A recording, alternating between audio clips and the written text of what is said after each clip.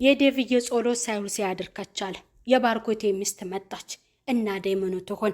አደይ ለፍቅር እያለቻት ከዛሬ ጀምሮ የወንድምሽ ፍቅረኛ ሆኛለሁኝ በማለትም ለሷ ነግራት ነበር። እንዴት ማለት እንዴትም መስተል ፍቅር ተንኮለኛዋ መልሳላት ነበረ። ባርኮቴን ያለችው እኔ እኮ እህትህ ነኝ በማለት ነግራው ነበር።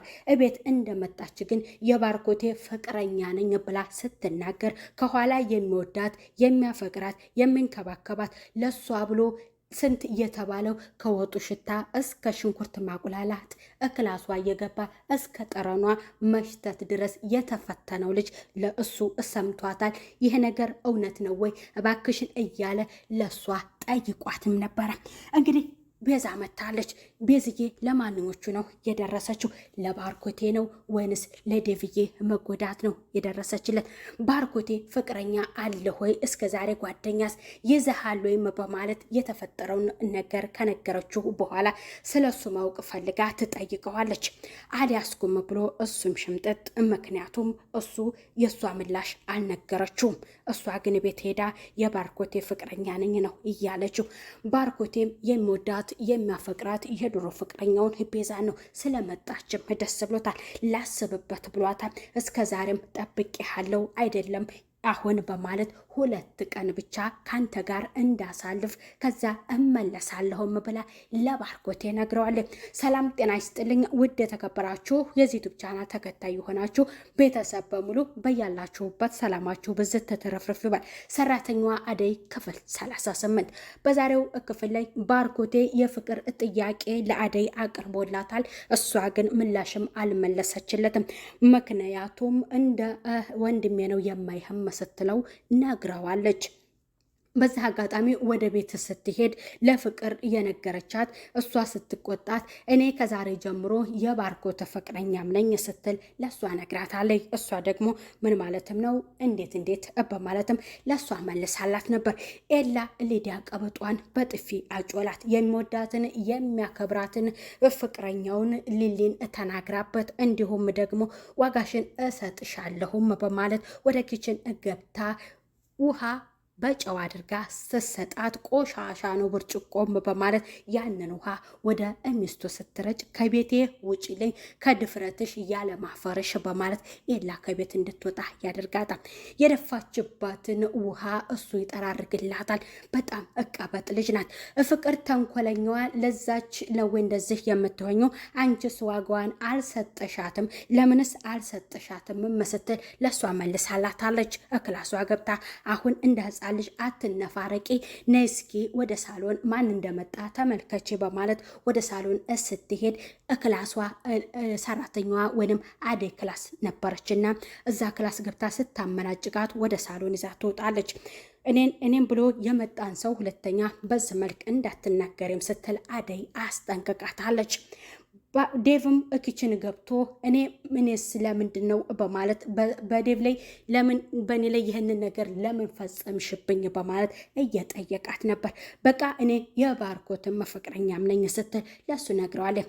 አንቺም እሱም በጣም ጨካኝ ናችሁ፣ ለካ ሁለታችሁ በእኔ ላይ እየቀለዳችሁብኝ ነበር። አንቺም ወንድሜ ነው የምትይው እሱም እህቴ ናት የሚለው ሁለታችሁ በጣም ጨካኝ ሰዎች ናችሁ በማለት ከዛ ከኪችን ይወጣል። ያቺ ቀበጧ ምንድን ነው እያለቻት ወደ ሳሎን ይዛት ስትወጣ ስታያት ለምለም ነበረች። እሷን ፀጉሯን ትጨመድዳታለች። እሷን በጥፊ ታጮላታለች። ጦርነቱ ጋለ። ፍቅር ደግሞ አትገላግሊ ብላ አደይን ትይዛታለች። እዛው ሶፋው ላይ ትደፍቃታለች። ጦርነቱ ደመቀ። ዴቭ መጣ። ይቅርታ ዴቭ በማለት ወደ ቤቷ ትመለሳለች። ለምለም ፍቅር ተናዳለች። ምክንያቱም ስለገላገለች። እንደገና አደይም መታታለች። ቀበጧ በጣም ተናዳለች። ምክንያቱም እንዴት ኤላ ቤት እንደዚህ ያደርገኛል? ኤላ በእኔ ላይ እንዲህ አይነት ድርጊት ለምንስ ያደርጋል? በማለት ባርኮቴ ሄዶ ስለ ፍቅረኛው ነግሮት ነበረ ለኤላ። የአደንም ፍቅር እንደገለጸለት ሲነግረው ለምን ቸኮልኩ ብሎ እየነግሯል። እሷ እንደመጣችና ተመልሳ እንደምትሄድም ሲነግረው ለአንተ መሄዱ ይሻልሃልም ብሎ ለእሱ ይነግሯል። እሱም በዛ ይደሰታል። እኔ እሱ ሳይሆን ያሳሰበኝ ጓደኛዬ ዴቭንም አስቀይሜዋለሁ።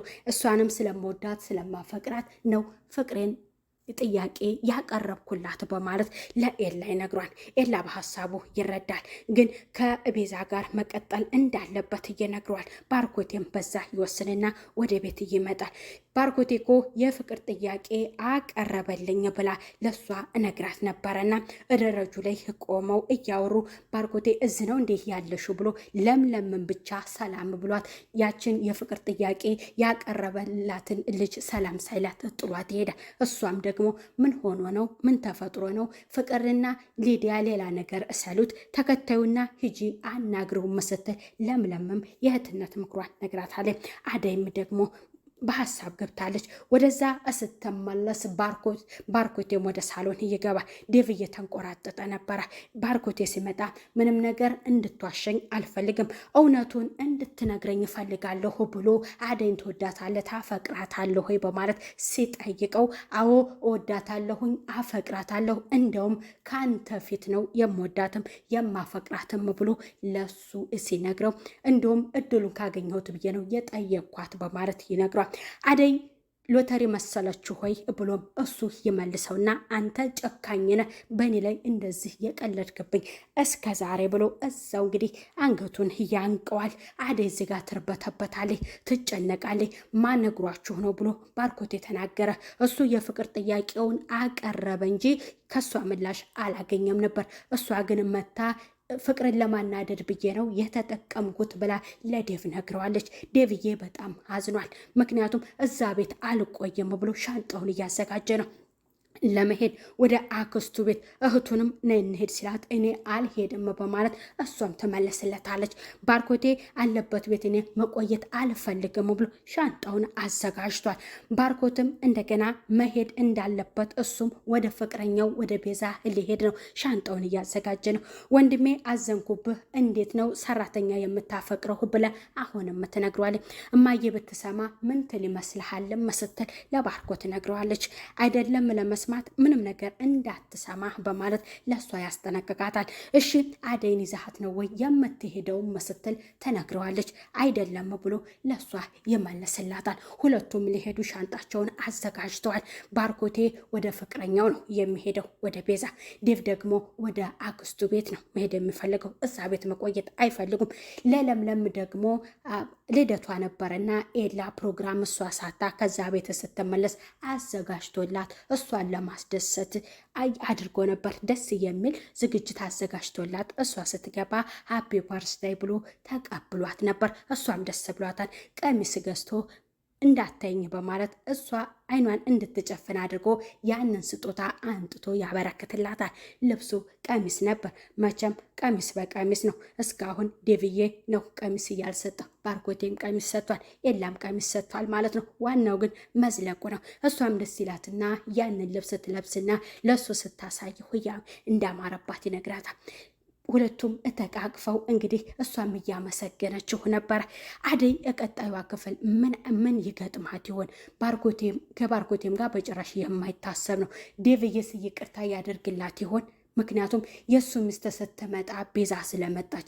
ፍቅርስ አሁን ስትበጠብጣት ይሆን? እዛስ ቤት ትሰራ ይሆን? አደዬ መልካሙን እድል ሁሉ እመኝልሻለሁ፣ ግን የሰራሽው ድርጊት መልካም አይደለም። ከመጀመሪያውም አልደገፍኩትም ነበር። ከልብ እየወደደና ያፈቀረ ልዩ ክብር የሰጠች ልጅ ካለቀሰ እንባው መሬት ተጠባይልም። የዴቭዬም ጸሎት እንደዚያ ነው። ሳይውል ሲያድር ነው ያንቺንና የባርኮቴን ነገር እያሳየው። ዴቭዬ አይዞ፣ የተሻለ ህይወት ነው የሚገጥመህ እላለሁ። ከልብ የሚያፈቅራችሁን ሰው እንዳትገፉት የሚለውን አስተሳሰብ እኔም እንደ መልእክት ልናገር። ከአደይ ተማሩ፣ እመኗት፣ ያደራችሁን። እሺ ሰምታችኋል።